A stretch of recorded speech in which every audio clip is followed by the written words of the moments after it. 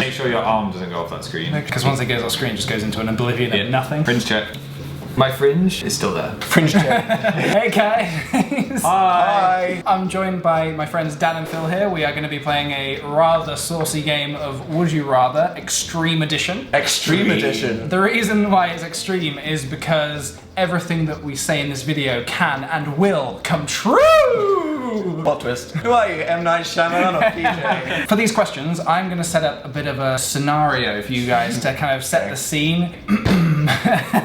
This first one's my favourite. Okay, so picture yourself this. You work for a beverage and fibre tasting company. Okay. You are very hardworking, you work for long hours, you never quite find that there's enough time in the day to just finish all your work. To eat enough fibre. Yeah, exactly.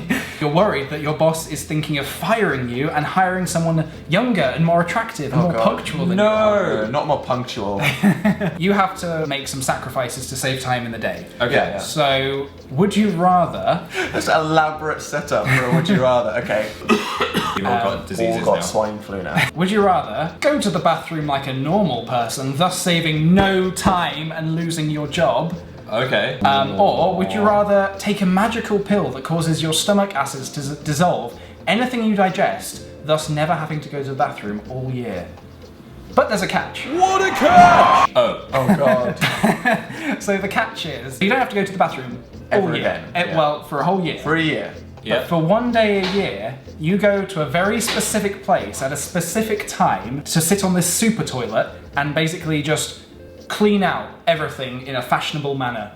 Just flushed out. That's a lot of fibre. But you have to go to this one specific place a year. We'll say that it's in Waterloo, South Bank. So you have to go at a specific time on a specific day, and it just expels it all in a massive explosion. But you do keep your job. So with the first option, you're just going to die and lose your job and everything. So I would suggest going for the second one and going through the logistics of why the second one will work. Okay, but with the second one, it's like, that doesn't sound that bad, because you could just take your DS to the kind of like unloading You could zone. complete the whole of Pokemon in that time. Clearly that's the choice. I would take the magical pill, not get fired, and I would save so much time. What if you took the beverages to the toilet with you, hygienically? Is there a hygienic way to take a drink to the toilet? A really long straw.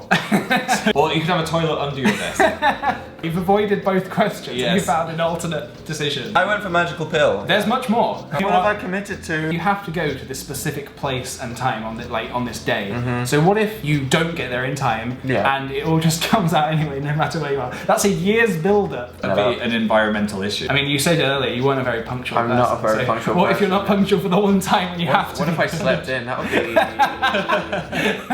be horrifying. It'd be horrifying for me. The next room. Just wake up in a sea of brown.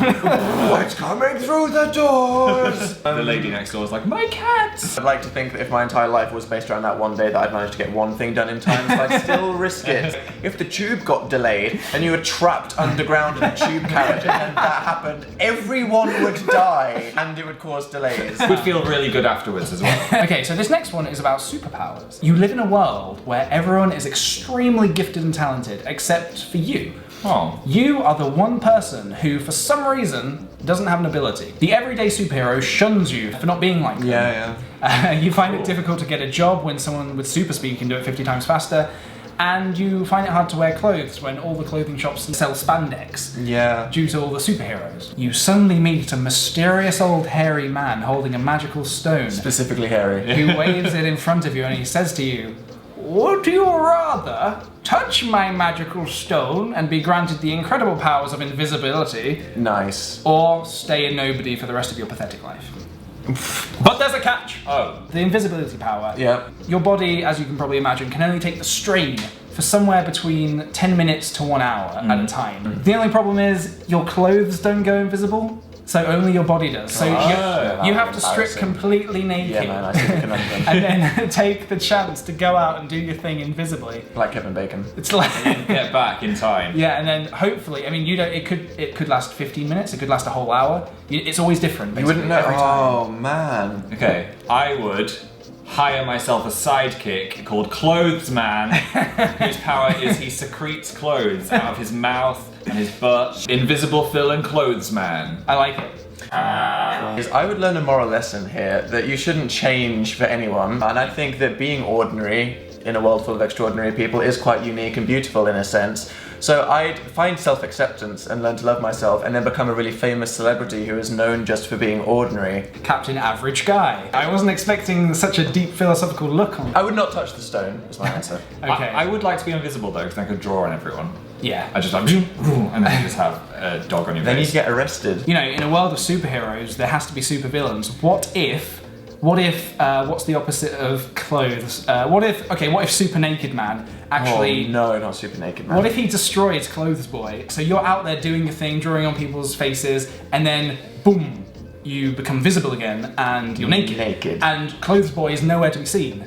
I'd just be comfortable with my body. So obviously I've been working out loads. Like that big blue guy. Dr. Manhattan. Dr. Manhattan, I'd be like him. Phil went for the Magical Man's stone, and he touched the Magical Man's hairy man's stone, and Dan remained perfectly I'd say the normal. stone was hairy. Hairy man's stone. Moving on, this is the third one with a bit of subtext, and then the rest are just boom, boom, boom. You've been using this dating app for a while now. Okay. Right. And just as you're about to give up hope, Give up hope. I heard give up hope as well. I was like, but you found someone who is the perfect match for you. okay? Right. And they're super into you. You've been talking for months, and you realise this is the love of your life. wow. But just talking over the phone and those hilarious emails just aren't cutting it. The sexy Skype sessions. Yeah, exactly. just joined it. So you arrange to meet up and go on a date to finally find out that they're not exactly fully human. Catfish. Would you rather the love of your life is top half human and bottom half fish, or bottom half human and top half fish? Ooh, top half human. Obviously. Can you... I mean, could someone really be just into the sexiness and not care about the personality enough to just have human from the waist down and then a freaking fish? Imagine sleeping with... Because it would have to be in proportion. So it would be like a fish head this big, and it would just be like... As a kid, I had a crush on the Little Mermaid. But then when you're trying to express your love to it in person, it would just be staring at you with its fish eye. Imagine kissing it. It would just be a big wet. It would just engulf eat you. I think it'd just like flop its head onto your shoulder and be like, kill me. I would date a mermaid. So there we go. That is all my questions. That is would you rather extreme. So a lot of this stuff is probably going to come true. So it's probably a good idea. You didn't mention about the goat thing, Dan. I'm going to be a dragon, so it doesn't really matter. Basically, everything else is irrelevant. I've already started producing some popcorn. So you're probably wondering why on earth are we talking about goats and dragons and popcorn? Well, we have a load more Would You Rather questions to watch at the end of this video if you want to. So stay tuned. Thank you very much for watching my video. Thanks for watching. Dan and Phil. This is Dan's Not Very Amazing Phil. You Hello. can go check out their stuff. I'll be. Cool. I will see you guys in the next video, and thank you very much for watching our Would You Rather.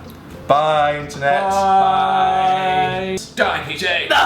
I liked you just going, no! Was that your attempt to resist murder? This video was sponsored by Tumblr. No, it wasn't.